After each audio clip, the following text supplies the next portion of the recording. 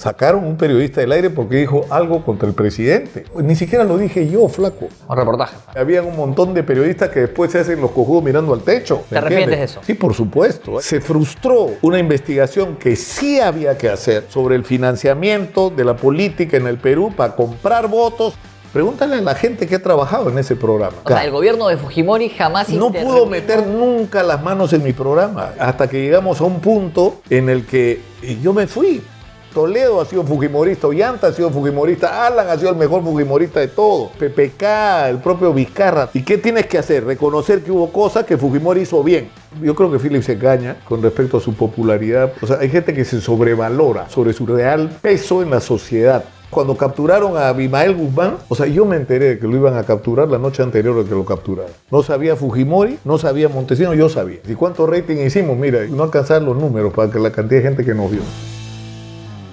Gente, nueva edición de Tiempo Muerto. El invitado del día de hoy, les digo, en época donde ya empezaron a salir los candidatos, él de esto tiene años de experiencia, ¿sabe? Se la conoce de ida y de vuelta. Vamos a hablar de política. Estuve con él hace un tiempo, me postuló como presidente, en mi casa casi me echan, no podía llegar. Así que vamos a tener el placer de conversar con alguien en una entrevista que usted no se la puede perder. Con el gran Nicolás Lucar. ¿Cómo le va? Gracias, Nicolás, por el tiempo. Devolviste la visita. Hombre de palabra. Como tiene que ser. Ahora, quiero empezar esta entrevista. Yo creo que hay que hacer algunas reglas. Acabo de entrar a tu baño. ¿Qué pasó? Y antes entró alguien que meó y no jaló. Yo creo que eso debía ser penalizado. Hijo de puta, güey. ¿Quién fue el último que entró al baño? A ver, te baja la bragueta. No, Dios mío. ¡Pah! Y un golpe. Carajo, tiene que haber algún tipo de sanción. Si no, la gente no va a cambiar. Por razón, Carolina Salvatore, cuando hacía el programa con nosotros, decíamos que éramos unas bestias. Bueno. Pero es verdad. Alguien ya meó y no ha jalado. O sea, en serio, ¿quién fue el último? Si tú estableces me parece que fue mi tío. Fue mi tío, creo. No voy a quemar, pero ya sé quién fue. Fue el entrevistado anterior. Ya sé quién fue, claro. Porque antes de irse dijo, voy al baño, ¿no? Sí. Escúchame, yo no sé si hay que salirse de la Corte Interamericana de Derechos Humanos para eso. Pero acá sí. Pero hay que penalizarlo. Veaste y no jalaste. Pito para afuera. ¡Pah! Golpe. Listo. Nunca más vuelve a... Nunca vuelve. Nunca se va a olvidar. Te decía, arrancaba la presentación diciendo... A ver, se viene en época de elecciones, ya los candidatos empiezan a aparecer por todos lados, empiezan a salir unos que otros, algunos ya se empiezan a bajar también. Sí, claro, o algunos se los han bajado también, ¿no? ¿A quién se ha bajado? No, al pobre Añaños, a mí me cae bien Añaño. A Hernando de Soto. ¿Hernando de Soto se ha bajado o lo han bajado? Escúchame, ¿qué pasa si te invitan a un partido, ponen tu caraza... Y resulta que le están cobrando a los candidatos, que están metiendo gente maldeada, usando tu cara, y dices, oye, ese no era el trato, ya para afuera, ya lo usaron, ya se fue. ¿Carlos Álvarez se va a bajar o no? Yo creo que sí, ¿no? Sí, porque además lo están amenazando a Carlitos, a mí me cae también, yo lo quiero mucho, lo conozco hace muchos años, ¿no? Muchos años. Y no sé. O sea, lo amenazan con que se van a meter con su intimidad y le van a hacer la vida a cuadritos. Que eso es el chantaje, pues, ¿no? Los que se han apoderado de la política no quieren que entre nadie más, la quieren solo para ellos. Pero hay, bueno, en esta política tan rara, porque la política peruana es rara, la verdad, ha nacido un outsider, yo lo llamo un outsider como lo es Philip Butters, a quien tú conoces mucho. Eran muy amigos, Philip y... Sí, él dejó de serlo. ¿Qué pasó? ¿Se pelearon? No. Yo nunca le hice nada. Hay gente que se pelea conmigo, no entiendo por qué. Se han pasado 2 años atacándome, insultándome. Pero ¿de dónde nace? Porque... No sé de dónde nace, tiene algún problema, porque yo no le he hecho nada. Yo he estado tratando... Oye, ¿a Philip Butters qué le he hecho? Nada. Nunca. O sea, que no le gusta su versión de lo que se supone son mis opiniones políticas, porque... Cuando me escuchas hablar te das cuenta que lo que dicen que yo digo no es lo que yo digo, o sea, pero no sé, yo creo que eso es, no sé, tendría que verlo con un terapeuta, no sé por qué, pero además esa es la mala, o sea, es así, el objetivo más o menos era destruirme, pero acá estoy flaco, estoy vivo. ¿Puede ganar? ¿Ah? No. Bueno, en el Perú puede pasar cualquier cosa. ¿Pero tú crees que Philip Butters no puede ser presidente del Perú? No, yo creo que no lo hace. El problema es que la derecha está súper fraccionada. súper fraccionada y en un país que no es de derecha. Se están equivocando. Se están equivocando, flaco. Dirigen un discurso contra los caviares, los mermeleros y no sé qué. Oye, ¿a quién le estás hablando? O sea, es como si la inmensa mayoría de peruanos fuera de ultraderecha y hubiera una minoría. No es así, el Perú es de centro. Y el Perú, además, la izquierda es un residuo de lo que fue alguna vez, ¿me entiendes? No, la izquierda... El Perú es un país de emprendedores, no de proletarios. Pero hoy ¿no? La izquierda no existe. No, existe súper fraccionada. Cada dirigente de izquierda quiere ser él. Lo sumamos a todos, no hacen 10%, hoy. No estoy tan seguro. El que sí puede tener votos, ¿sabes quién es? Castillo. Aunque te parezca mentira. ¿Cómo Castillo? Pero... Castillo tiene sus electores, quiero decir. Pero no van a votar, no puede votar por él. No, de acuerdo. Pero en la próxima elección no sacan 5%. Sí, pero tiene su gente, A poco que parezca un outsider, ¿no? Sí, que no lo veo. Que yo creía que era Antauro, pero creo que Antauro ya no puede. No, pero el propio Antauro es un bluff también, ¿no? O sea, tú te pones a conversar con Antauro y después de haber fusilado a medio mundo a los 5 minutos ya no tiene que decirte. Porque no tiene que decirte. No tiene contenido, claro. No tiene un proyecto nacional. ¿Qué es lo que le pasa, flaco, a todos? O sea, si tú te das cuenta, estamos teniendo una discusión sobre qué persona vamos a escoger para que nos joda. ¿Puedo decir esto? Sí. Lisura se puede decir. Eso es más o menos. O sea, tenemos que escoger a quién nos va a joder a partir del próximo año. En vez de estar discutiendo cuál es el proyecto nacional. O sea, ¿qué vamos a hacer los próximos 30 años con el Perú? Entonces, por eso, tío, tú deberías ser candidato. Aunque eres muy de conservador políticamente, pero ¿sí? eres No, siempre te dije que yo colgaba a alguien de la plaza para conservador, medio dictatorial. Depende a quién cuelgues. Ahora, es que tal vez, ¿sabes lo que me pregunto? Y es bien provocador lo que voy a decir. ¿Nosotros tenemos arreglo en democracia, flaco? ¿Cómo arreglo en democracia? ¿El país tiene arreglo en democracia? Es una buena pregunta.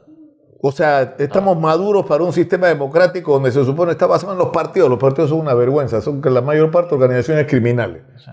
Yo siempre digo, ¿no? Hay gente que se junta para secuestrar, extorsionar, asaltar bancos. Hay gente que se junta para asaltar el presupuesto de la República. Esos son los políticos. Porque para eso se juntan.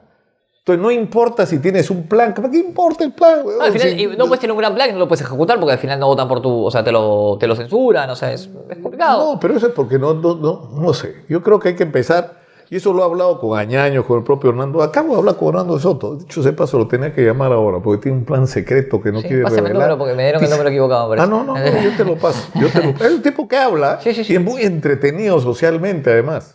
Sí, a mí mi temita con De Soto es que aparece cada 4 años. Es como que desaparece y cada vez que hay elección aparece. Sí, yo quiero gobernantes que estén en el día a día, ¿no? O sea, no... El otro día yo le decía a Hernando, conténtate con el premio Nobel, weón. Yo lo jodo, Leo, tú piensas en inglés y traduces al castellano. Claro. Pero ahora es una persona muy culta, claramente. No, por muy supuesto, capaz también. por supuesto. Creo que hasta nos quedaría en gran medida él fue uno de los responsables de que Fujimori diera el giro cuando fue electo. La gente se olvida, eso es muy chistoso. A Fujimori Alberto, en la primera elección, en el año 90, llega a la presidencia con el apoyo del APRA y de Alan García, sobre todo de la izquierda y de un sector de la iglesia cristiana. Es más, un pastor evangélico estaba en su plancha. La gente ya se olvidó de eso. Fue la izquierda la que puso en el gobierno a Fujimori. Y después Fujimori hizo así, arrimó a la gente de izquierda y empezó a gobernar en su propia versión del programa de Vargas Llosa. Esa es la firme. Ahora, ¿no? Tú has, a lo largo de tu carrera, ¿tú arrancaste con Hildebrand, puede ser? ¿O en tus inicios? Con Hildebrand, claro. Yo he hecho periodismo antes, pero era un periodismo militante. Además, no te quedaba otra. O sea, los espacios para el ejercicio del periodismo, o sea, cuando la gente habla de la dictadura de Fujimori, a mí me da risa, ¿no? O sea, la dictadura era la de Velasco y Morales Bermúdez. O sea, sacabas un periódico criticando al gobierno, te metían preso. O te deportaban. Pero para ti Fujimori no fue un dictador. Una dicta blanda, ¿no? Pero dictadura, sí. El problema es que había tal descomposición de los partidos políticos que Fujimori era más que un dictador, era un régimen autoritario, si quieres ser estricto en la definición. Porque no había libertad en los medios, los medios estaban comprados.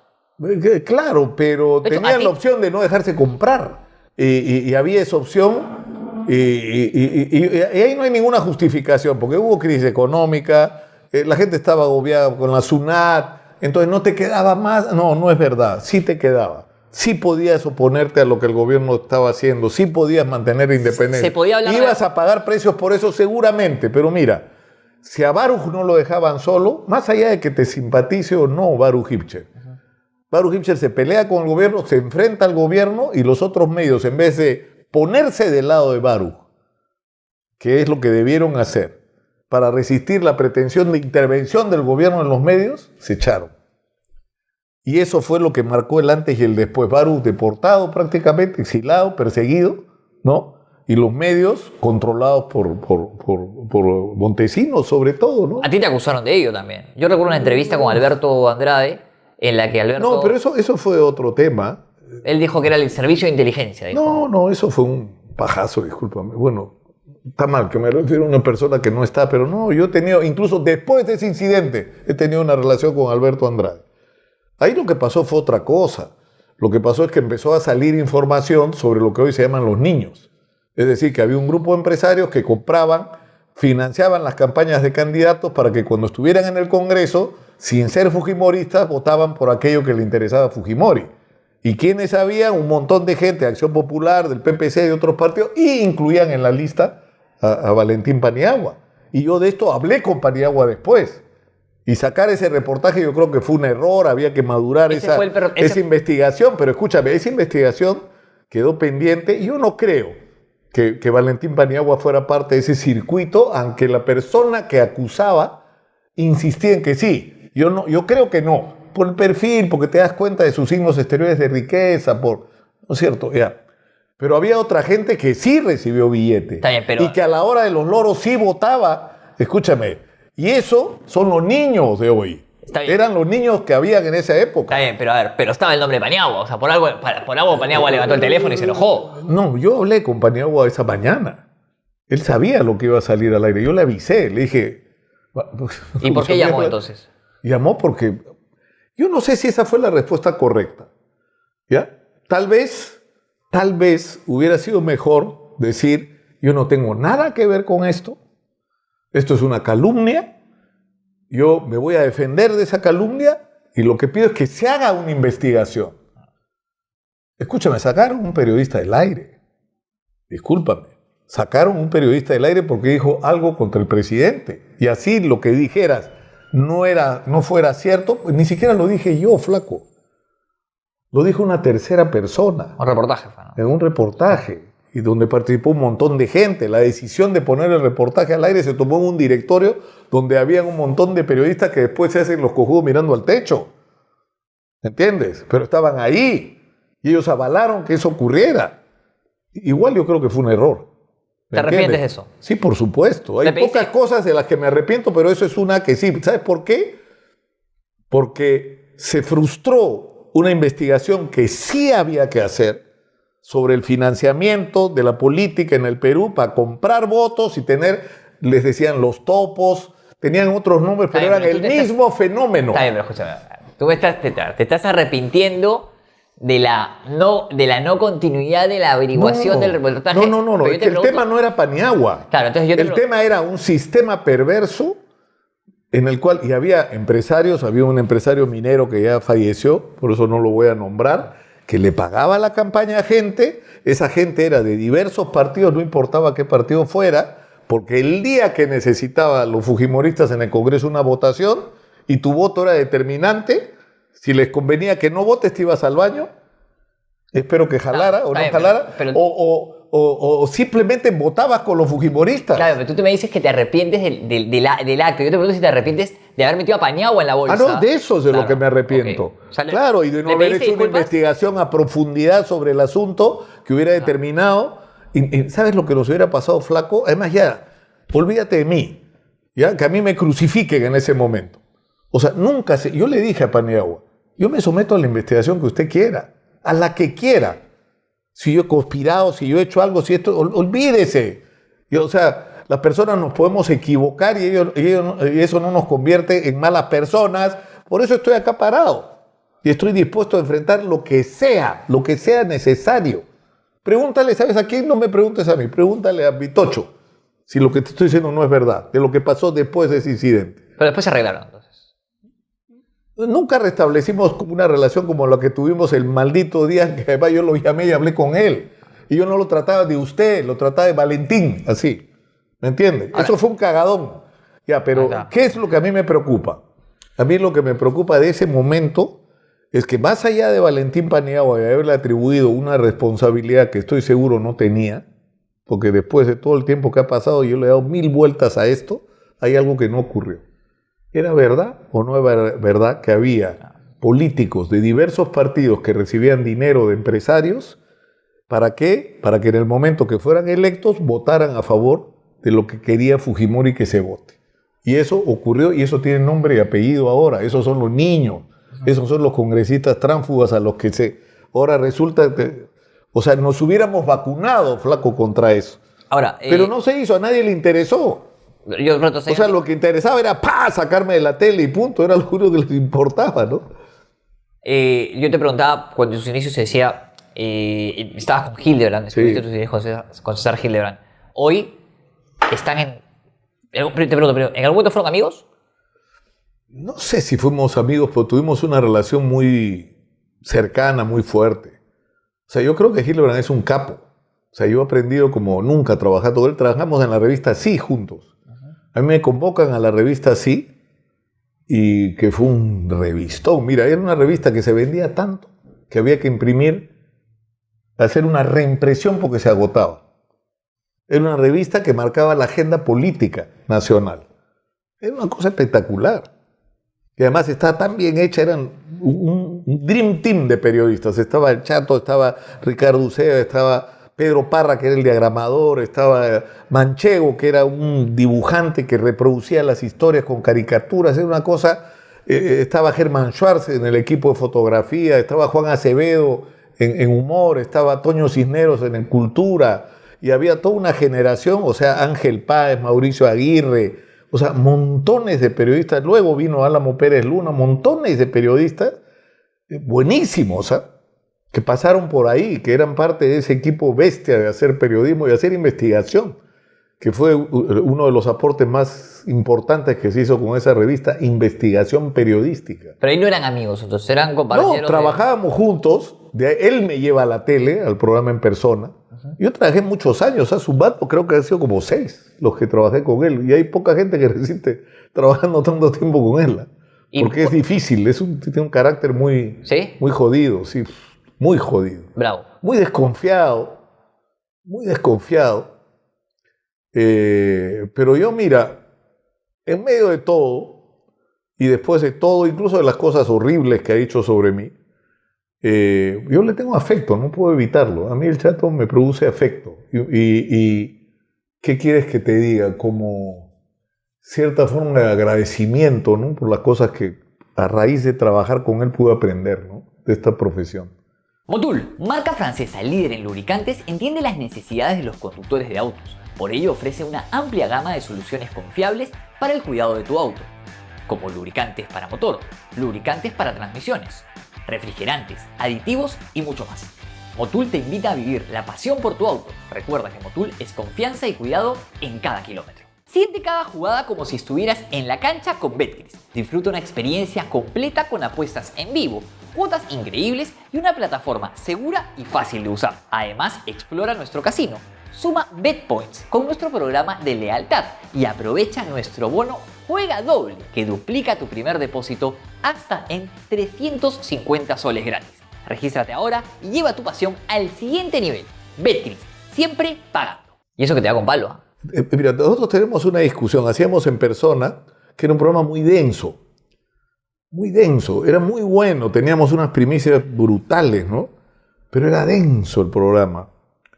Y en un momento yo sentí que había llegado a mi límite y le digo a César, yo quiero hacer mi propio programa. Y yo quería hacer un programa los sábados en la noche que compitiera con Fuego Cruzado que hacían Mariela Balbi y Eduardo Guzmán, que era el famoso Fuego Cruzado, donde Magali se hizo famosa y donde maltrataron a Augusto Ferrando, ¿no? Y mi idea era hacer un programa de debate sobre algún tema donde la gente votara, algo así como si era culpable o inocente el personaje que estaba ahí sentado o de qué lado estabas. armamos toda una cosa bien bacán y yo salgo del programa de César en persona y en el canal me dicen, no, César no quiere que tú estés al aire, una cosa, nunca lo hemos aclarado, pero eso fue lo que me dijeron, esa fue la versión. Me quedé sin chamba unos meses, pero en ese contexto había una discusión bien interesante, ¿eh? Y la discusión era esta: ¿es posible que un programa periodístico tenga altos índices de sintonía? ¿Ya? Y César pensaba que había un límite, que había ciertos límites que no podíamos superar. En algún momento incluso lo escuché decir que los programas de alta calidad están condenados a los sótanos del rating. Y yo pensaba que no. Y el ejemplo más importante para mí era 60 Minutes en Estados Unidos.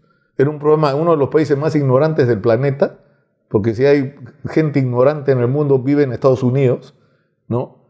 Y sin embargo, 60 Minutes, que era un programa de altísima calidad, de contenidos, de texto, de cinematografía, de la presentación de sus historias, era entre los 5 primeros programas de la televisión norteamericana, no un año tras año, tras año, tras año. Solo le ganaba el Super Bowl y le ganaba, ¿me entiendes?, ese tipo de eventos. Era uno de los programas más vistos de la televisión. Entonces yo decía, si los gringos, que son unos burros, son capaces de ver un programa periodístico de calidad, nosotros podemos hacerlo. Y ahí es que surge lo que después fue la revista dominical, ¿no? Que la hacemos con Renato Canales. Y en la revista hicimos una cosa que fue extraordinaria, porque lo que nos propusimos era competir de igual a igual, no con los otros programas periodísticos que eran muy sosos, sino competir con los programas de humor, con los programas, con el fútbol, con las películas de estreno. En esa época las películas no se estrenaban en Netflix, se estrenaban ¿no?, en la tele, ¿no? Claro. Y la idea era ganarle. Entonces, para ganarles teníamos que hacer un programa que fuera entretenido, diverso, que no fuera político, entre comillas, sino que tratara todos los temas de la gente y bien contados con dramatismo, con bueno. Entonces, ¿qué hacemos? Sacamos periodistas de la prensa escrita. Necesitamos hacer que esto sea visual. Trajimos 2 cineastas, flaco, a trabajar con nosotros, a Lucho Barrios y a Bernardo Cáceres, para que nos enseñen el manejo de la imagen. Contratamos a la hermana Rally del grupo Yuyascani para que le enseñaran a nuestros reporteros a usar sus cuerpos y sus voces.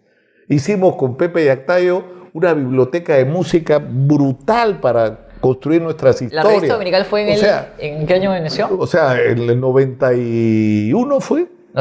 Y duramos hasta el 99, duramos 8 años y un poquito más. ¿Y en ese lapso de tiempo, eran libres de decir lo que querían? Sí, por supuesto. Yo era el responsable del programa, ese era el trato. O sea, en ese programa, escúchame, no me lo tienes que preguntar a mí, porque yo era el director del programa. Pregúntale a la gente que ha trabajado en ese programa.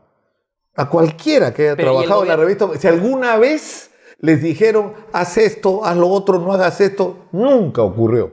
Nunca. O sea, el gobierno de Fujimori jamás no pudo meter nunca las manos en mi programa. Y hasta que llegamos a un punto en el que yo me fui, porque el que se fue fui yo. Yo me fui de ese programa. ¿Por qué te fuiste? Me fui porque pretendieron meter la mano en mi programa. O sea, sacaron un día a mis espaldas un cassette donde había una grabación sobre un grupo de narcos, donde estaban metidos los militares, los policías y la propia gente de Montesinos. Pensaban que yo tenía más de lo que tenía, ¿no? Yo sabía, pero no podía probarlo, entonces no lo podía poner en el reportaje. Y eso fue un antes y un después. Yo fui y renuncié. ¿Y por qué te vi? Y me quedé esa semana, que fue un error. Ahí fue donde salí. En esa semana maldita fue que se hizo un reportaje que supuestamente era sobre los comandos Chavín de Huántar y terminó siendo un reportaje con Fujimori y Montesinos vestidos igualitos, que yo cometí el error de poner al aire. ¿Ese de la corbata? El de las corbatas iguales, que estaban vestidos iguales. Que dijeron que les habías acomodado la corbata. Yo no hice la entrevista. Yo no fui. ¿Y por qué salió? Porque mira, yo ya estaba claro, yo me iba, pero yo quería que no muera el proyecto. Pero habíamos puesto tanto esfuerzo, tanto cariño, tanto sacrificio. Habíamos construido un programa, flaco, que hacía 35 puntos de rating todos los domingos. Era boom, claro, sí. Y lo hacíamos no porque nos ayudara nada. Es una falta de respeto cuando la gente dice, la revista dominical era con la ayuda. ¿Qué ayuda de Montesinos? Montesinos nos mandaba a investigar porque él tenía bloqueadas todas las fuentes. Si tú querías saber algo sobre la captura de un delincuente, de un terrorista, tenías que pasar por el aro de Montesinos. Nosotros no. Nosotros teníamos una relación directa, incluso mía personal, con detectives a los que yo había conocido cuando yo era un puto reportero que me paraba en la esquina a esperar que pasaran horas de horas las cosas. O sea, teníamos una historia en común con esa gente. A esos detectives heroicos yo los conocí cuando éramos chibolos. ¿Pero se les podía criticar al gobierno o no? Pero nosotros criticábamos al gobierno. ¿Le daban al gobierno? No, claro, pero escúchame, en cosas que eran relevantes. Es decir, ¿qué te digo? O sea, nosotros hablamos de, por ejemplo, cómo era posible que en el Perú los maestros, que los maestros habían dejado de ser de la clase media, que los maestros se tenían que mudar a vivir en asentamientos humanos. ¿Me entiendes? Ahora, porque no les alcanzaba, o porque en Lima no hubiera agua potable, ni siquiera tenías que irte a la punta del cerro. En Lima no había agua potable. Ahora, claramente los tiempos han cambiado y la crítica que se le hacen a los gobernantes actualmente no era la que se hacía en esas épocas. Ahora es mucho más despiadada. Por supuesto era distinto y escúchame, lo que pasa es lo siguiente, y la gente no entiende eso. La revista dominical no era un programa político. Era un programa periodístico, era una revista, era un programa que era fascinante, donde tú encontrabas historias que tú disfrutabas viéndolas. Y eso fue un esfuerzo de una chamba de años, de mucha gente muy talentosa. O sea, reclutamos a los mejores camarógrafos, a los mejores editores, a los mejores reporteros, a los mejores... O sea, teníamos el Dream Team del periodismo y el resultado era que hacíamos un programa brutalmente bueno, flaco. Y hay gente envidiosa, irresponsable en las cosas que dice, porque no tienen ni idea de lo... ¿no? Entonces dice... Por eso yo te digo, no me preguntes a mí, pregúntale a cualquier persona que haya trabajado conmigo. Y ha trabajado conmigo, bueno, Álamo ya se murió, ¿no es cierto? Pero, es decir, ¿qué te digo? Beto Ortiz ha trabajado conmigo, Elsa Úrsula ha trabajado conmigo, Rosana Cueva ha trabajado conmigo, María Laura Rey ha trabajado conmigo. ¿Quién más? Marilena Belaúd, de Marián Blanco. Te puedo empezar a hablar. Bruno Olazábal, bueno, también se nos fue el Bruno, ¿no? Bruno, tipazo, ¿no? O sea, montones de gente que han pasado por la revista dominical y que una de las cosas de las que te pueden dar fe es que siempre hicieron con libertad lo que les dio la gana. Ahora, te pregunto. O sea... Me hablas de la libertad de expresión. A lo largo de tus años de experiencia trabajando en medios, has pasado por el gobierno de Fujimori, el de Toledo, el de Alan, el de Humala, el de Kuczynski, todos los gobiernos que han pasado. ¿Cuál ha sido el más sencillo y el más difícil? ¿En el cual tú podías emitir una opinión o en el cual te sentías más? Hubo un momento en que en el gobierno de Fujimori empezaron a controlarlo todo, a cerrarlo todo. Yo me acuerdo que teníamos, por ejemplo, en el caso de Barros, tuvimos una discusión muy fuerte con uno de mis parientes políticos que era el que dirigía editorialmente el canal, ¿no? O sea, dirigía el canal, ¿no? Y estaba claro que el responsable de los contenidos del canal era yo, de mi programa, quiero decir, era yo. Claro. ¿Está bien? Nadie más, nadie podía decidir qué ponía o qué no ponía, ¿no? Y además alguna gente se sorprende y dice, sí, pero conseguías primicias. Si tú estás en el gobierno, estás en guerra con el terrorismo y tienes un programa que hace 35 puntos de rating, ¿dónde vas? ¿Al que tiene 8? Dime tú. Claro, ¿Al que tiene 10? Vas al número 1 y nosotros éramos número 1 y de lejos. Le sacábamos 10, 15 puntos, 20 puntos de diferencia a los otros programas. Por Dios, cuando capturaron a Abimael Guzmán, que es otra historia que yo no he contado, o alguna vez le he contado por ahí. O sea, yo me enteré de que capturaron a Abimael Guzmán, de que lo iban a capturar la noche anterior de que lo capturaran. No sabía Fujimori, no sabía Montesinos, yo sabía. Porque me lo dijo Quetín Vidal, y no, ya prescribió Quetín, no jodas, ya prescribió. ¿Está bien? O sea, lo puedo contar. Yo sabía que lo iban a capturar. Y nos preparamos para la captura de Abimael Guzmán. O sea, eso fue brutal. Eso fue brutal. ¿Me entiendes? ¿Y cuánto rating hicimos? Mira, ya no alcanzaban los números para que la cantidad de gente que nos vio. ¿Y qué se hace con un diario que publica que había un túnel debajo de lo de la embajada de Japón? Eso no es traición a la patria. Lo que quiso la República. Sí, pues. Eso estuvo mal. Eso estuvo mal. Avisarles a los... Ahí pasó una anécdota extraordinaria. O sea, mira, yo no soy dictador, pero al día siguiente lo cierro ese diario. Por los años. Claro, pero mira, la República, te cuento una anécdota. Una locura. estábamos bloqueados, no teníamos acceso a información, no nos querían decir nada, entonces en la época estamos hablando ya de otro momento, ¿no es cierto? Que era la toma de la residencia. La embajada de Japón, sí. La embajada de Japón. Es más, yo estaba invitado a esa recepción y no fui porque salí de vacaciones el día anterior. O sea, si no hubiera ido de vacaciones, es más, yo me iba de vacaciones, decía, ni me llamen, no existo. No sé cómo me ubicaron, porque yo dejaba el celular en mi mesa de noche y me iba sin celular de viaje. Y me encontraron en un hotel donde estaba en Miami. Y me dicen, oye, urgente, que tenemos que salir. Le digo, no joder, no me inventen, hueva. No, que han tomado la residencia, que han tomado el MRT. Pues el MRT está destruido, le digo, que son 20 cojudos, o sea... Veo las imágenes y era verdad, tuve que regresar de las vacaciones. O sea, pudiste haber estado dentro de la embajada. Pude haber estado dentro, pero ahí ocurrió, como había tal cerrazón del manejo de la información, hubo un momento que fue muy loco. Fujimori publicó unas fotos de él metido en el túnel, después de los hechos, ¿no? Él en el túnel. Y no nos dejaban entrar al túnel. Encima, entiendo que después de eso lo dinamitaron. Y... Puta, nosotros dijimos, ¿qué hacemos? Coño, el túnel es la historia, el túnel, puta, ¿quién lo construyó? Averiguamos toda la historia, pero nos faltaban las imágenes. Y lo único que habían eran las fotos de esta gente y nada más, ¿no? Que estaban en todos lados. Llamamos a Cusi Barrios, director de cine, de telenovelas. Ármame con el túnel. ¿Podrías hacer el túnel?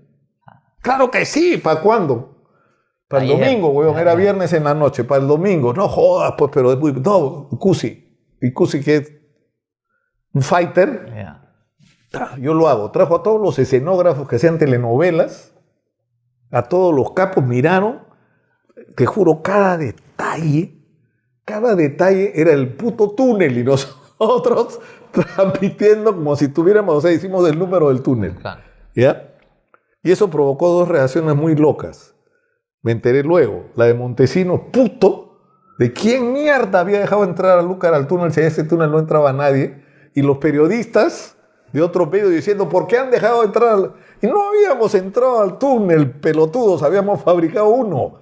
Eso fue una cosa de esas cosas hacíamos, flaco, para sacarle la vuelta cuando nos cerraban la información, ¿entiendes? ¿En algún momento pudiste tener una amistad con Fujimori? No. Él tenía una relación... O sea, mira, a mi suegro, por ejemplo, le ocurrió lo que le ocurrió, y eso hay que decirlo, a muchos empresarios. Mi suegro era un exitoso broadcaster, productor de telenovelas que vivía en Fisher Island, en Estados Unidos, competía con Telemundo, con su productora de telenovelas, y era un éxito. Sus telenovelas las rompían en todo el mundo. En Turquía ponían sus novelas traducidas. Y viene Fujimori, y él dice, yo voy a regresar al Perú por Fujimori, porque a mucha gente le dio la esperanza de que las cosas iban a ser distintas. El primer gobierno de Fujimori malo no fue. Claro, pues acuérdate que es cuando capturan a Abimael Guzmán, cuando hacen el shock, que todo es una secuencia de un tiempo relativamente corto, ¿no? La economía, o sea, se estabiliza, se abre una esperanza de que el país va a cambiar, y la política desaparece, los políticos se fumaron, la gente no quería a los políticos, flaco. O sea, eso fue muy duro. El día que hubo el golpe, el 5 de abril, por ejemplo... Ese fue el segundo gobierno. Pero la gente no quería ver a los políticos. No, el golpe del 92. Ah, el 92. La gente no quería ver a los políticos. Ahí encontramos a quién ponemos, coño. Necesitamos poner a alguien que hable en contra. Porque la gente estaba a favor del golpe del 5 de abril. Sí, claro. Entonces, ¿qué hacemos? Bueno, pusimos a Vargas Llosa. Sí, pero muchas veces la gente no sabe lo que quiere. Porque la gente se puede equivocar. Vizcarra salía a dar sus anuncios al mediodía, aparecía el Ángelus y la gente lo aplaudía. Ya no, pero escúchame, pero lo que pasó, y es cierto, que es un fenómeno similar al que está ocurriendo en alguna medida hoy, es el hartazgo con la clase política. Si tú en el Perú tuvieras en este momento un coronel encabronado, hace un golpe de Estado y la gente aplaude. No, pero por eso es que Philip tiene la llegada que tiene. Pues. Philip representa el hartazgo de la gente. Yo creo, sí. Yo creo que el mensaje... Pero la última vez que te vi eras más bien porquista, ahora has cambiado de... No. A ver, yo los escucho. Yo los escucho y tú me preguntas por quién voy a votar, la verdad la tengo bastante complicada. Cuando me preguntan, yo digo, no tengo ningún problema en decir, claramente votaría por alguien de la derecha, no votaría por los izquierdistas Verónica Mendoza, Julio Guzmán, todos estos, porque la verdad aparecen cada 4 años. A mí que el celular lo activen solamente cuando tienen problemas del otro lado, no me gusta. A mí es cuando, si vas a criticar a alguien, cuando pase de tu lado también tienes que ser crítico. Ya, flaco, pero yo creo que eso ya fue. O sea, yo creo que todos, yo mismo como periodista estoy harto de esta confrontación. Nos hemos revolcado en el fango demasiados años. O sea, tienes que escoger si eres caviar o si eres de la derecha bruta y achorada. Tienes que escoger... No, pero el candidato ideal no existe. No hay un candidato ideal. No existe, pues, porque, o sea, la política se ha degradado mucho, lamentablemente. O sea, por ejemplo, yo conversaba Tú me contaste en momentos... cuando tuve el placer de que me invitaras, tú me contaste que tú eras más zurdo que Cueto en algún momento, ¿no? De chiquito, ¿o no? Yo era trosco. Y los troscos éramos unos zurdos bien particulares. Aparte que éramos encantadores, cultos, bien leídos, íbamos al cineclub. Éramos Caviar. Éramos lo más... No, caviares nunca. Nunca. Los caviares vienen después, cuando los zurdos se resetean y pasan de ser luchadores por la transformación social a luchadores por los derechos humanos, luchadores por los derechos de la mujer, luchadores por el medio ambiente, y se meten a las ONGs y viven de las ONGs todos estos años. Felices están, ¿no, chocho? Los troscos no éramos nosotros. O sea, escúchame, yo era un estudiante de la Universidad Católica que salí de la Universidad Católica para vivir como obrero, y comer como obrero. ¿Qué tiene? La Católica tiene una facilidad para sacar gente sur. La Catu, ¿no? Es una fábrica. Fábrica de zurdos. Claro, el problema es que yo me hice zurdo en la Universidad Católica bajo el gobierno militar, que era una dictadura. O sea, no había libertad de expresión, no podías protestar, no podías, es decir, ¿me entiendes? Era un régimen absolutamente autoritario, deportaban a la gente, flaco, tú te oponías, te deportaban, te subían a un avión, te mandaban a Jujuy, te mandaban, por supuesto, te mandaban al Lurigancho. ¿Por qué? Porque yo me acuerdo que una vez nos abrieron un juicio, porque nosotros hacíamos periódicos, jodíamos todo el tiempo con periódicos clandestinos, y nos abrieron un proceso por sabotaje a la revolución peruana, ataque a la reforma agraria. ¿Te imaginas que eso era un delito? Criticar al gobierno era un delito penado. El criticar al gobierno era un delito. O sea, eso es una dictadura. Y ibas a la plaza Ramón Castilla, a la Plaza Unión, a protestar, te metían un balazo con un fusil. Ahora, o sea, eso no era broma. ¿Te imaginas comprarte un auto y que te devuelvan todo lo que pagaste? Sí, literal, todo. Este mes de julio, Geely, la marca que ya está entre las top 5 de ventas en sub en todo el Perú, lanza una promo, mi hermano, que en serio no puedes dejar pasar. Si compras tu auto Geely durante el mes de julio, ya sea al contado o con crédito aprobado y desembolsado, sí o sí te llevas 2 mantenimientos gratis. Eso ya es un golazo. Pero lo más bravo es esto. Además, entras automáticamente, mi hermano, a un sorteo a nivel nacional para que te devuelvan el valor total de tu auto en dólares. Así como lo escuchas. Un solo ganador, un reembolso absolutamente íntegro, completito. Y tú podrías ser esa persona. Porque más que una compra, esto es una oportunidad. Y no te olvides de revisar los términos y condiciones en www.geely.pe. Imagínate estrenar tu Geely este mes y en unas semanas que te llamen para decirte felicidades, te devolvemos todo lo que pagaste. Ahora entiendo por qué Geely está arrasando. Cotiza tu modelo favorito en geely.pe y súmate a esta oportunidad. Siente cada jugada como si estuvieras en la cancha con Betcris. Disfruta una experiencia completa con apuestas en vivo, cuotas increíbles y una plataforma segura y fácil de usar. Además, explora nuestro casino. Suma BetPoints con nuestro programa de lealtad y aprovecha nuestro bono Juega Doble, que duplica tu primer depósito hasta en 350 soles gratis. Regístrate ahora y lleva tu pasión al siguiente nivel. Betcris, siempre pagando. Ahora, hablabas de los problemas de meterse con el gobierno. ¿Qué pasó con Ferrero? ¿Qué pasó con Ferrero? También se ha muerto, pues a mí me resulta... ¿Pero Ferrero, te arrepientes? No, para nada. En el caso de Ferrero, para nada. Además, él aprovechó su poder, él era presidente del Congreso de la República, él tuvo una visita a cuando Montesinos estaba preso en el Poder Judicial que nunca explicó. Él tenía videos con Montesinos que nunca vimos. Nunca los vimos, flaco. Pero no crees él dijo, yo hablaba con Montesinos de no sé qué. A ver, enséñame el video, hermanito. No estaban, pues, sus videos. O sea, ¿no te parece raro que ha habido un montón de gente que ha estado sentada en la oficina de Montesinos, hablando con Montesinos, y que dicen que... ¿Y dónde está el video? A mí no me pueden decir eso. ¿Sabes por qué? Porque yo nunca estuve en la oficina de Montesinos. Y eso marca una diferencia. Chicho Mome estuvo sentado en la oficina con Montesinos. Él dice que hablando de la guerra con Ecuador. Ya, enséñame el video, hermanito. ¿Dónde está? ¿Por qué desapareció ese video? ¿Por qué no lo hemos podido ver? Y como ese, hay un montón de gente que estuvo sentada con ¿Hay videos que no han salido, Montesinos. dices tú? Escúchame. Montones de videos. Es más, te digo una cosa. La mayoría de los videos no han salido.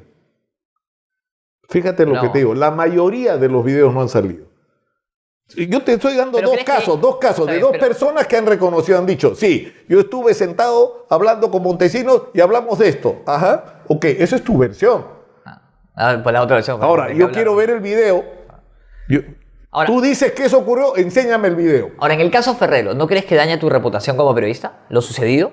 Pero ¿qué fue lo que sucedió? O sea, hay una persona que dice la sentencia, que él llevaba, es que eso fue una vergüenza. Él llevaba... Claro, por eso yo te hablo del final, más de lo que... No, o sea, de la pero es que disputa. tienes que conocer la historia para que veas lo que pasó. Es decir, él me presenta a mí una denuncia por difamación, a mí. Claro. Cuando la persona que había dicho lo que había dicho no era yo, era otra persona. ¿Y qué era lo que decía esa persona? Que él era chofer y resguardo. Él es una de las 4 personas que entra con Montesinos cuando Montesinos puede entrar a las instalaciones militares. Montesinos había sido prohibido de ingresar a instalaciones militares porque había sido procesado por traición a la patria. Aunque el caso fue sobreseído, ese solo hecho de haber sido investigado porque lo descubrieron metido en el Pentágono hablando con los milicos norteamericanos sin permiso de los milicos peruanos, por eso le abrieron proceso por traición a la patria. Ya. Entonces, lo que decía este hombre que había participado desde el comienzo en el equipo de confianza de Montesinos es que él recogía a Ferrero, lo llevaba a las oficinas del CIN, lo sacaba de las oficinas del CIN y decía muchos más detalles, ¿está bien?, que acreditaban esa relación. Ferrero decía que eso era mentira, que lo habían difamado, ¿está bien? Entonces, cuando convocan a este hombre que había hecho la declaración a que declare en medio de un escándalo, porque además fue muy gracioso, hicieron un mega operativo para capturarlo, él hacía taxis. Era un bombero que hacía taxis en la calle, ¿me entiendes? En ese momento, ya después de todo el tiempo que había pasado. Lo detienen, lo llevan a la policía anticorrupción y el tipo dice, yo me ratifico en todo lo que he dicho, que me pongan al frente al señor Ferrero, a que me digan en mi cara que yo estoy mintiendo. Si yo era el que lo llevaba, es más, tengo acá la dirección, es más, tengo los teléfonos a los que él me hacía llamar, para que no aparezca en su teléfono personal los registros de las personas con las que estaba hablando. ¿Sabes lo que pasó con ese pata? Nunca fue sentenciado. La persona que lo acusó, la persona que supuestamente fue el difamador, nunca lo sentenciaron. ¿Por qué? Me sentenciaron a mí por lo que dijo una tercera persona en la cual del programa que yo era director. Ya, si yo fuera culpable, me sentencia a mí. Lo lógico no es que sentencien al que habló, nunca. ¿Y sabes por qué no lo hicieron? Porque se exponía a que él volviera a decir que todo lo que había dicho era cierto. Nunca más lo volvieron a citar. Al autor de las palabras, el que habló, flaco. Entonces, ¿tú crees que fue direccionado? Pero completamente, o sea, los jueces, Hugo Príncipe, que era uno de los que votó en la sentencia, tienes razón, pero ¿qué te vas a pelear? ¿Con el gobierno? ¿Te vas a pelear con el presidente del Congreso de la República? Ahora, o sea, eso fue un perverso uso del poder, ¿me entiendes?, para, finalmente, ¿qué era lo que querían? Sacarme del camino. Era lo que querían, sacarme del camino. O sea, yo nunca estuve en la oficina del CIN. No me gusta hablar de una persona muerta porque no tiene capacidad de defenderse. Pero él sí, pues. Y montones de veces. Yo te pregunto, ¿has visto algún video de Carlos Ferrero en el CIN? Uno. ¿Cuántas veces fue? ¿10? ¿20? No sé. ¿Y dónde están esos videos? Nunca los vimos. Entonces, tenemos la versión de quienes dicen que estuvieron ¿y para qué se reunía Montesinos con la gente? ¿Para hablar de conflicto con Ecuador? Discúlpame. Para manipularlo todo, para eso se reunía con la gente. Ahora, te voy a adelantar en el tiempo, te preguntaba lo de Ferrero para ver si es que creías que había afectado tu reputación como periodista. Me dices que crees que no, que consideras que no. Si no, no estaría acá, flaco. Y te pregunto, en esta carrera de periodismo que es complicada, sobre todo periodismo político, Claramente no lo voy a hacer, quédense tranquilos, porque está más complicado Estás hablando mucho del tema. Está más complicado del fútbol. Apunte, está hablando ya la última vez que te vi, poco menos que te lanzaste a la... No, tranquilo. ¿Qué momentos gratos te ha dejado el periodismo? A ver, creo que un momento incómodo fue claramente. Un momento grato que tú digas, ¿sabes qué? La verdad, esto me enorgullece haber hecho esto. A mí me enorgullece la revista dominical. Y me enorgullece cada uno de los... Lo que me dio pena de la revista es que no sobreviviera, flaco. Porque eso debió sobrevivir y era posible que sobreviviera, pero esta gente quería el control político. ¿Entiendes? Y tú no podías el año 99, que fue cuando yo renuncié, y el año 2000, estar en la televisión y ser periodista independiente. Eso es un cuento. O sea, cualquiera que te diga que estuvo en la televisión en el periodo de la reelección y no, yo no tenía nada que ver, mentira. Mentira. Y menos aún si eras parte de un dominical. Ahí tú te sometías o estabas fuera. Bueno, yo estuve fuera, pues. ¿Por qué? Porque no me sometí. ¿Y quiénes se sometieron? Muy simple. Bueno, averigua tú quiénes estaban ahí en esa época. Y lo que... en fin. No quiero más problemas de los que ya tengo, pero ahora, a lo que voy, por ejemplo, la revista a mí me enorgullece porque fue un gran producto y tú mira cualquier programa, cualquier reportaje, flaco, y vas a ver algo que es decir, te emocionas, te indignas, te disfrutas, te lloras con algunos reportajes de la revista dominical con todos los años que han pasado. Y después yo hice Día D, que ahí está y me da gusto que siga. Y la idea era que Día D no fuera un programa político, porque salíamos después que los otros y tenemos que hacer algo distinto, ¿no? Algo más ligero, ¿no? Hubo conflictos incluso con Magali, porque Magali decía que invadíamos sus espacios temáticos, sí, claro. ¿Con la relación con Magali bien tuvo o no? Sí, ella es amiga de mi mujer. A mí también me ha dado con palo, porque fíjate, por esas paradojas de la vida yo he pasado de ser fujimorista a ser terrorista, no sé cómo.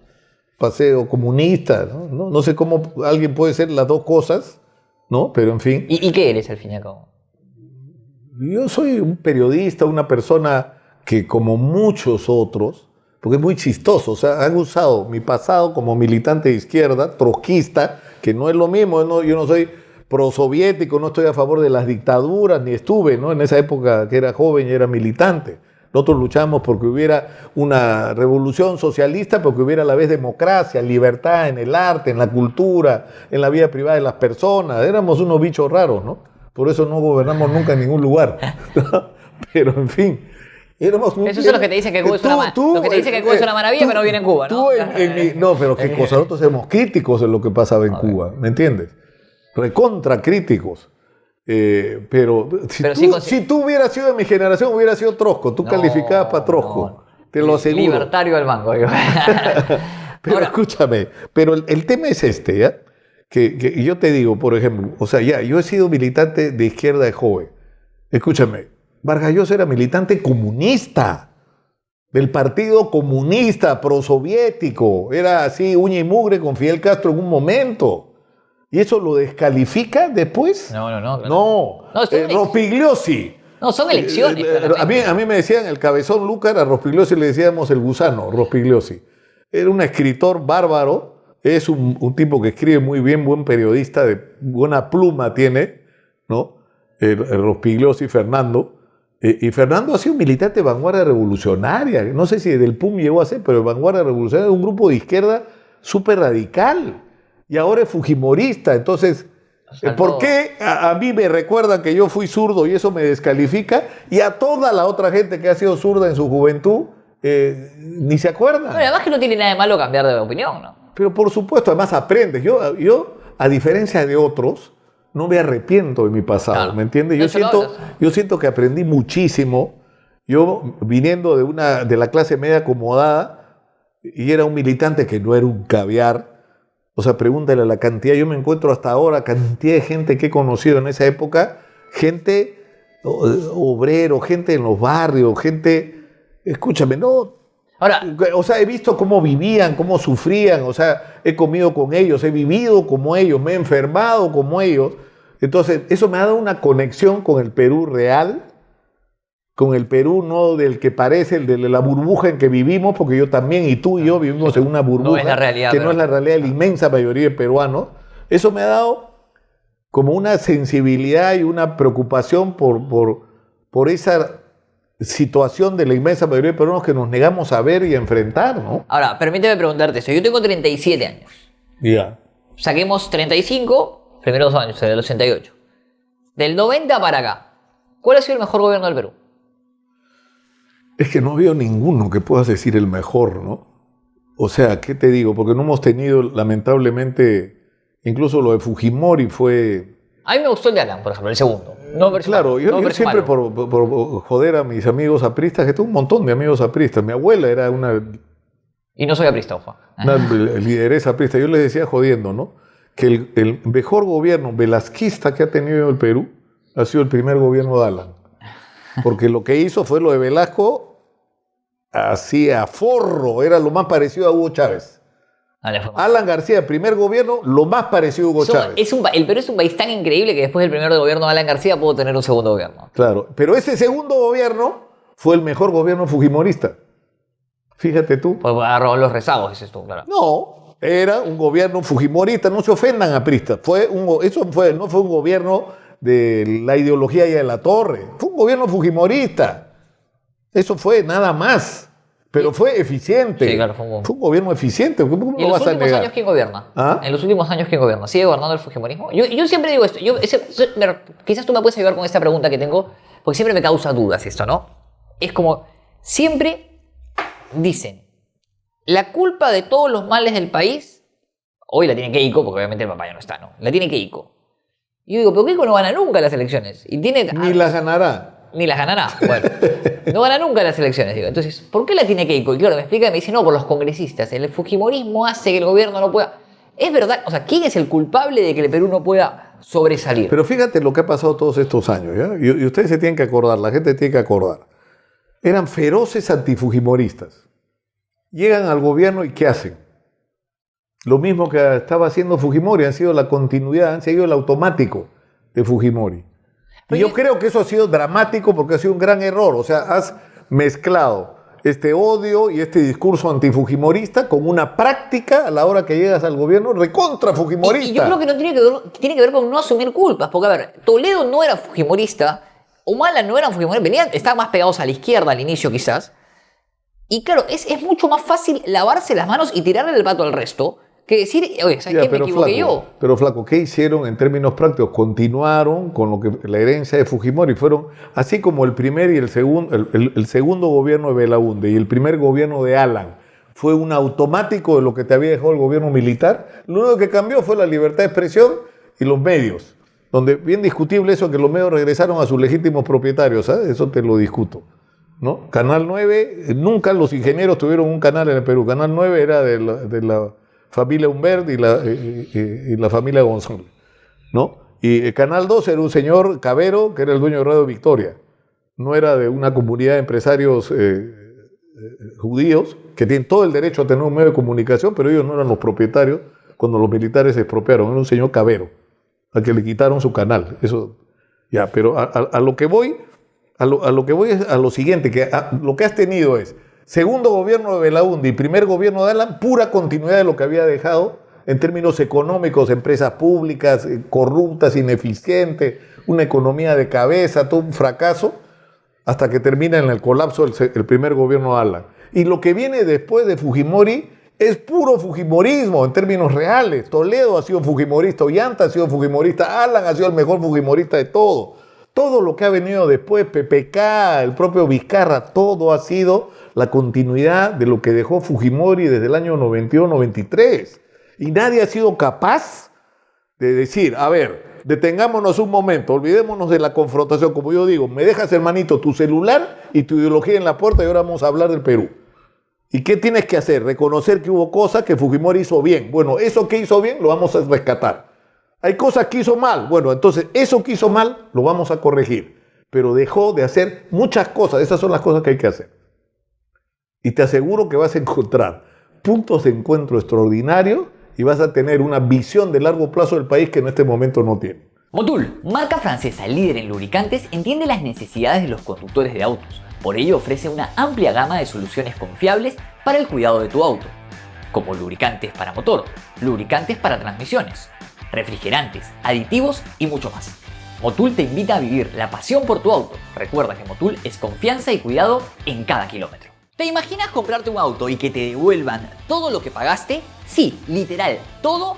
Este mes de julio, Geely, la marca que ya está entre las top 5 de ventas en sub en todo el Perú, lanza una promo, mi hermano, que en serio no puedes dejar pasar. Si compras tu auto Geely durante el mes de julio, ya sea al contado o con crédito aprobado y desembolsado, sí o sí te llevas 2 mantenimientos gratis. Eso ya es un golazo. Pero lo más bravo es esto. Además, entras automáticamente, mi hermano, a un sorteo a nivel nacional para que te devuelvan el valor total de tu auto en dólares. Así como lo escuchas. Un solo ganador, un reembolso absolutamente íntegro, completito. Y tú podrías ser esa persona.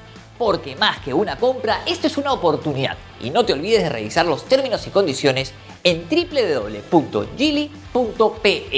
Imagínate estrenar tu Geely este mes y en unas semanas que te llamen para decirte felicidades, te devolvemos todo lo que pagaste. Ahora entiendo por qué Geely está arrasando. Cotiza tu modelo favorito en geely.pe y súmate a esta oportunidad.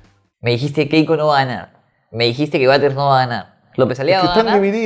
Están divididos, o sea, la competencia, mira, ¿Quién gana? ¿Quién va a ser el próximo presidente de Perú? El problema que tiene es que yo creo que Philip se engaña con respecto a su popularidad, porque además es, no sé,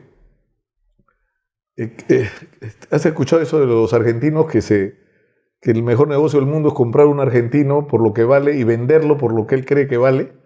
O sea, hay gente que se sobrevalora, ¿no? Sobre su real peso en la sociedad, ¿no? Pero, por ejemplo, Porky es potente en Lima. O sea, ha usado de una manera que a mí no me parece correcta su función de alcalde para hacer su campaña electoral. Es decir, él no ha sido un alcalde en ejercicio, él ha sido un candidato, ¿no? Promoviéndose desde la tribuna de la alcaldía. Pero eso es Lima, que según las encuestas tiene 14 hasta 15% según algunas, pero en el interior del país está frito. Está frito, la gente no lo quiere, la gente no lo ve con buenos ojos. ¿En Cusco no lo quieren? ¿Ah? En Cusco lo quieren. ¿Quién te ha dicho eso? No, eso es lo que... Los trenes. En Cusco lo odian por los trenes. Lo odian por el tema del tren. Si pudieran quitarle la concesión del tren, se la quitan. No, olvídate. Y los otros, ¿qué? Keiko, ahí está, sigue donde estaba. ¿Pero Keiko va a postular? En la no. última... Sí, ya bueno, yo creo prometió que sí. Que no, dijo que no. Pero sí es el sentido de su existencia. Keiko deja de ser candidata. Imagínate, ponte en esta situación. Keiko ya no va a ser candidata. ¿Qué va a hacer de su vida? La charla, yo lo he visto dando charlas. No, pero de verdad, ¿por qué se ríe? La charla. Va a ser influencer como Mark. ¿Ha puesto su canal de YouTube? De verdad, sí, ha puesto su canal de YouTube. Como Mark. Va a ser No, está contando vivencias, de verdad. Sí. ¿Cómo inició su gusto por la política y todo? El piano. Bueno, ¿No has visto la del piano? Está buenísima, porque le han hecho su... ¿no? Bueno, está complicada la cosa, ¿eh? Pero por supuesto, o sea, la izquierda está súper dividida y no es una opción. Si la me derecha entrevistaba 2 años antes me mandaba yo. Pero por supuesto, pero escúchame, pero si tú te das cuenta, hay un fraccionamiento hecho intencionalmente, 25.000 firmas para construir un partido, acreditar un comité, contratas a unos inescrupulosos, te ponen las firmas y te hacen los comités. Ay, pero no tengo programa, contrátate a un profesor de alguna universidad que te escriba el programa. Y listo, ya tienes programa, tienes comités. ¿Con 25.000 firmas armas un partido? Pero por supuesto.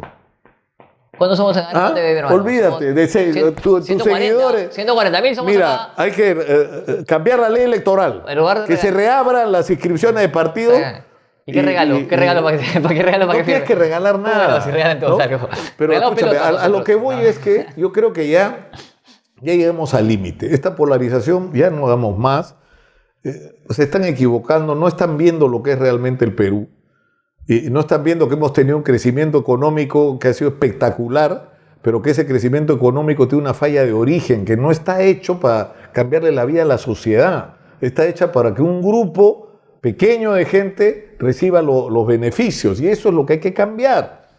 Eso hay que cambiarlo. No hay que... Porque eso es el peligro, flaco, ¿eh? De que tenga gente loca que te diga hay que tirarlo todo al tacho, ¿no es cierto? ¿Qué pasó? No, quería analizar algo. Sígame, perdóname. Yeah. ¿Por qué tirar todo al tacho? Porque hay gente que cree que pretendía hacer a Antauro Humala, tirar todo al tacho. No, pero Antauro Humala... Tirar todo al tacho, bueno, ya, que nada. Entonces, no se puede presentar, por favor. Cuando no es así, o sea, no sé. No, Mira, yo no sé qué voy a hacer en las próximas elecciones porque no tengo por quién votar. Y lamentablemente no se está construyendo nada. En este momento debería estar... ¿Te puedo preguntar por quién sí has votado? Yo voté por Toledo en la primera elección donde Toledo fue candidato. Que fue en el... En el, ¿qué año fue? 96, no, 2000. En 2000. el 2000 voté yo. Es más, a mi casa, por cachosamente, Toledo contra Fujimori. le decían boca de urna a mi casa, porque decían que era el único sitio donde ganaba Toledo, porque todos mis amigos eran pro Toledo, ¿no? Y porque me echaron la culpa como de tantas otras cosas que yo fabriqué a Toledo con... Yo le hice una entrevista, no sé si la has visto, a Toledo, que fue... Toledo era candidato en otros, no existía. Yo le hice una entrevista y entró a la carrera. O sea, a ti te debemos a Toledo, podríamos decir. Sí, digamos que sí. Bueno, y a otros en más. algún momento tendrás que pagar esas cuentas. ¿Te invitó un whisky por lo menos o no? No, o sea, un día por esas cosas, yo estaba muy peleado con mi suegro ya, pero me llama el Cholo y me dice, oye, necesito hablar con tu suegro por lo de Canal 4. Yo digo, pero Alejandro, yo no soy la persona, yo no estoy bien con mi suegro, estamos en bronca. Sí, pero ayúdame, necesitamos que Canal 4 nos dé espacio. Bueno, yo no tengo ninguna capacidad de decisión, Cholo, ya, pero le voy a hablar a mi mujer para que le hable a su viejo. Ya, le habla francés a su viejo y le dice, sí, pues ya. No querían mucho al Cholo, digamos, pero ya, pues si me tengo que reunir con él, me reuniré. Pero en tu casa, le dice mi suegro. A la hora que yo estaba en el programa. Yeah. Y yo en general no tomo whisky. Es muy raro que yo me tome un whisky una vez cada 2 meses. Y había en mi casa una botella de whisky llenecita, esas de 1 litro. Que alguien me había regalado. Viene, claro. ¿Ya? Viene y voy al programa y regreso al programa y habían tenido la reunión en mi casa, no sé de qué hablaron. Es una curiosidad, le voy a preguntar al Cholo de qué hablaron. Pero mi whisky está vacío, huevón. El Cholo se arrimó toda la botella de whisky en esa conversación. Qué bárbaro. Qué bárbaro. Presentable. Ahora, yo tenía una buena relación con él, ¿eh? ¿Sí? Y después salió un día en una plaza diciendo, no queremos tener más lúcares en la televisión. Cholo, ¿dónde estás? Porque esto lo vas a ver. ¿Dónde estás, Cholo? O sea, yo en la televisión no estoy por otras razones. Pero acá estoy, Cholo, tú estás preso. Entonces, mira cómo da vueltas la vida. No hay, a ver, te digo, está bien, no hay más lúcares en la televisión, pero ojalá que no haya más Toledos en las presidencias. Eso, también. más bien. Pues más bien. Más bien. ¿Cómo llegó Castillo a ser presidente del Perú? Eso es lo que yo me pregunto hasta ahora. El problema es que era candidato y representaba un sector. Fíjate, justo lo que te estoy diciendo. El Perú es un país que ha crecido como la puta madre, pero ese crecimiento no le ha llegado a la inmensa mayoría de peruanos. Yo no critico al que lo vota. Eso genera descontento, molestia, sí, claro, hartazgo. Y la gente tiene que canalizar eso. Tal cual. Pudo ser Castillo, pudo ser Perico de los Palotes. Sí, claramente. Y encima le pones al frente Keiko. Por Dios, peor. Es verdad que pierde contra Escúchame, si tú le ponías a Rafael López Aliaga, Hernando de Soto, Castillo no era presidente. Perdía, coincido. Pero 100%. Sí. Ahora, yo era periodista, ¿qué hacía? Me ponía del lado de los que decían que si no votabas por Keiko eras antiperuano traidor a la patria. O sea, tú tienes que escuchar a las dos partes, porque si no te desenchufas de la mayoría de la sociedad, o de por lo menos la mitad de la sociedad. ¿Y por qué votaste? En esa elección, por ninguno de los dos, yo voté en blanco. No, ¿cómo vas a tirar el blanco? Pero por supuesto, y lo sostengo hasta hoy, lo volvería a hacer. Tiene que ser lo que dijo mi mamá en una elección. Cuando mi madre un día salió y estaba Alan García Alan contra Humala, ¿puede ser? Una contra Keiko, ¿no? Alan contra Keiko, no. Sí, no, contra Humala, sí. Una contra Humala fue. Que cuando es presidente le gana Humala, creo, ¿no? Le gana Humala. Mi mamá sale y dice, sale la elección y le digo, ¿por quién votaste? Y me dice, no voté por ninguno. Yo le he dicho que no voté en blanco. Le digo, ¿votaste en blanco? ¿Lo viciaste? Y me dice, no, le taché la cara a Alan García. Qué bueno. Claro. Qué bueno. Muere. Claro. A regañadientes, pero voy a votar por él. El problema es que, no sé. Mira, se han dicho tantas cosas. Fíjate la locura que estamos viviendo hoy. ¿Te acuerdas lo que decían? De que Vladimir Cerrón era el diablo, que iba a llevar al país al abismo de Venezuela. Está en Venezuela, tomando sol, o sea, chupando ron. Así la Margarita. ¿Me entiendes? En algún paraíso esos maravillosos que hay en Venezuela que se están desperdiciando por culpa de los energúmenos que lo gobiernan, ¿no? Pero ahora resulta que el señor Valdemar Cerrón está sentado en la mesa directiva del Congreso, pero aguanta, si era el demonio, y está sentado con la gente de Fuerza Popular. No jodas, pues flaco. ¿En qué quedamos? ¿No es que eran los demonios? Es que se van acomodando. O sea, no puedes. Encima, nos han robado la elección, fraude en mesa. ¿Te estás sentando con el que te robó la elección? O sea, en realidad no te la robaron. O sea, nos contaste que te la habían robado. ¿Para ti no hubo fraude? Perdieron, escúchame, perdieron igualito que con PPK. Igualito que con PPK, 40 y tantos mil votos. Es la misma diferencia. Es en Perú. Bueno. Y con toda la campaña, yo te cuento una cosa más. Yo hice 12, antes de la primera vuelta, yo hice iba a hacer 4 entrevistas. 2 a Castillo, 2 a Keiko. Y es más, maliciosamente yo había puesto primero a Castillo, después a Keiko. La primera se dio. Keiko salió feliz porque la dejé hablar. Se despachó como 1 hora. Saliendo de esa reunión se reúne con Esther Capuñay. Y Esther Capuñay le dice, Keiko está frita en el interior del país. La gente no te quiere. Vas a ir a los mítines, te van a tirar piedras. USA Exitosa. Te ofrezco las radios y los canales que Exitosa tiene en todo el Perú. Nadie tiene lo que nosotros tenemos. Porque ahí puedes dar entrevistas y llegar a la gente. Porque ahí sí llegas a la gente porque nuestras emisoras son los que la gente escucha. Ok, perfecto, gracias. Nunca fue una entrevista a una emisora de Exitosa.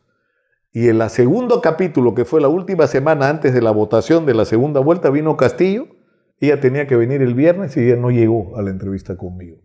Cuando yo pregunté qué mierda les pasa, porque fue en esos términos, lo que me dijeron, mi amigo, que en paz descanse, Nano Guerra, es que el oso panda dice que no los necesitamos, que tenemos a todos los grandes medios de nuestro lado, que esta elección ya se ganó. O sea, le dieron la espalda a su posibilidad de llegar a gente que podía cambiar las cosas, que es la gente que me escucha y que me ve a mí. Que hay mucha gente que o sea, por lo menos siente que tienes a los dos lados. Tienes a los dos lados. Se están sacando la madre ahorita en la fiscalía. Sí. Y yo los pongo a los dos, flaco. Y yo tengo una opinión, que es mi opinión, pero no importa, en este caso hay que escucharlos a los dos. Y que la gente decida. Pero no querían aceptar eso como una realidad. Es que es un problema. ¿Y sabes quién me dijo a mí que había ganado Castillo? Nano Guerra, la noche de la elección. No está Nano. ¿Cuánta gente se ha muerto, no? Qué bestia. Sí, es verdad. O sea, me dijo, sí, pues tenías razón, porque lo que yo les decía, ustedes van a ganar en Lima, van a perder en provincia. Y yo me decía, y vamos a desempatar en el exterior. No te equivoques, la gente del exterior no va a ir a votar, no te van a alcanzar esos votos, vas a perder. Tienes que cambiar de estrategia, hay que tener otro discurso. Ese es el vamos a esperar el voto del exterior, es la frasecita que... Pero por supuesto, entonces yo le decía, tienes que cambiar de discurso, tu discurso no puede ser conservador, la gente está harta de que el crecimiento no les alcance, lo que les tiene que decir es, todo va a ser, y ahí empezaron a regalar bonos, ¿te acuerdas? Que el canon lo iban a repartir, ya se volvieron locos porque no sabían cómo hacer para cambiar el curso de una campaña que estaba mal hecha, Entonces, y ahí me echan la culpa a mí, o sea, yo tengo la culpa de que el señor, o sea... Por la entrevista con Castillo. Eso no me gustó. O sea, es que me pasó, yo soy medio huevón para algunas cosas, ¿ya? A mí el teacher me da pena. Es un tipo muy frágil, muy inseguro. A mí López Alega me dijo, lo usaron. Me dijo. A mí me dijo, López Alega me dijo en la entrevista, me dijo, a él lo usaron.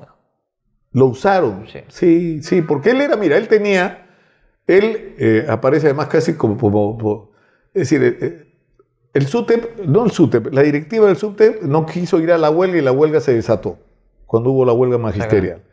Y cada provincia tenía un líder y cada líder era una facción política distinta, había de todo, flaco, ¿no? Había alguna gente del Movadero, sí, pero había gente de Fuerza Popular. Sí, y habían apristas, ¿se acuerdan? La gente no debería olvidarse de la imagen. En la puerta del Congreso, Jorge el Castillo, los fujimoristas, y el profesor Castillo en el medio cuando era dirigente de la huelga. Ellos lo llevaban al Congreso. ¿No te acuerdas tú de eso? La gente no se acuerda de esas imágenes. Pero eso ocurrió. Entonces, el teacher, como era el más inofensivo, porque no era de ninguna facción y venía de Perú Posible, del partido de Alejandro Toledo, lo eligen como coordinador de la huelga. Y ¡plop! De la noche a la mañana, de nada, de chota, de ser un dirigente menor de Perú Posible, se convierte en líder de la huelga nacional del magisterio. Siendo presidente, ¿quién lo diría? No, y a partir, escúchame, era muy loco, iba a la radio y me llamaba un pata que estaba en la puerta, me decía, Luquitar, está acá la gente de la huelga magisterial. Le decía, pero ya lo entrevisté, no, pues me dan pena. Es más, acaba de llegar don Higinio y les está invitando desayuno porque no tienen ni para comer. Claro. Les invitaba el desayuno pan con huevo frito en la esquina. Ese era Pedro Castillo. Bueno. ¿Me entiendes? Había que Ese no darle era, y desayuno, se Lucas. convirtió... Se tenía que cagar de hambre para que no llegue. Y se convirtió en el líder. Terminó la huelga, se equivocaron al tratar de dividir el magisterio y después quisieron hacer un partido, el partido de los maestros. Y fracasaron porque eran unos misos, no tenían plata y vino la pandemia. O sea, y ahí empezaron a buscar un partido. Y Castillo ha podido ser candidato de Somos Perú, de Avanza País, de cualquier partido que le ofreciera la posibilidad. Y el pendenciero de Cerrón se dio cuenta. Y dijo, carajo, este está suelto, este tiene... Como lo hizo con Belmont. La gente tampoco se acuerda de que Ricardo Belmont fue candidato por Lima de Cerrón, de Perú Libre, con el partido de Cerrón. Oh, no. ¿Tú no sabías eso? Ricardo Belmont fue candidato Cartón por lleno, Lima. muchachos. Ahorita, la última elección anterior a esta. Bueno, no ganó, felizmente. Ya, entonces, el pendejo este de La Cerrón... gente ya habrá cobrado parte de sus acciones de Canal 11 todavía. Tengo esa preocupación. No sé. A ver, pregúntale a él. Invítalo, es muy divertido. Sí, no, es el una gran Colorado. persona. Yo trabajo en su Pero en su escúchame, canal. pero lo que pasa ahí fue que Cerrón lo captura pensando que con Castillo va a tener su bancadita. Su bancadita pasó a la segunda vuelta, ni en sus mejores sueños. Dios mío. Bueno, Nicolás, un placer haberte tenido. Sí. Gracias por el tiempo. Hemos hablado de todo. De todo hemos hablado de política, mucho, flaco. bueno, Hablamos de otras cosas. La revista dominicana. Pero hablamos de la vida, no sé. La próxima vez, espero que haya próxima vez, Sí, claro. ¿no? Pero hablamos de otras cosas. De fútbol. De fútbol no sé mucho, ¿no? Pero yo te pregunto a ti. No sé, pero hablemos de otras cosas. Estamos saturados, ¿no te das cuenta que estamos saturados? Sí, que pase el envío presidencial. Ay, no, esto va a durar, olvídate, ¿Sí? vamos a tener segunda vuelta. Y si todo sigue así, esto va a ser horrible. Avísenles que el referéndum no quiere ir a votar, ¿eh? ¿Ah? Que no haya referéndum ni nada por eso, no quiero ir a votar.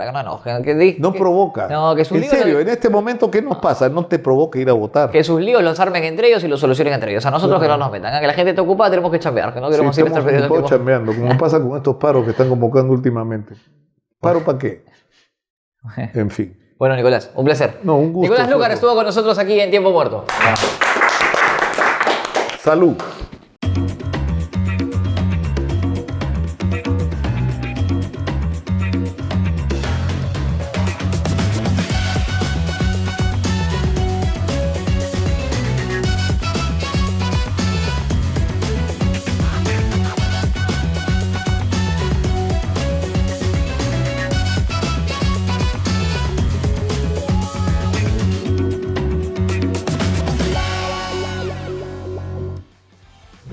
Este programa llegó gracias a Lubricantes Motul, Beatriz, siempre pagando. Gili,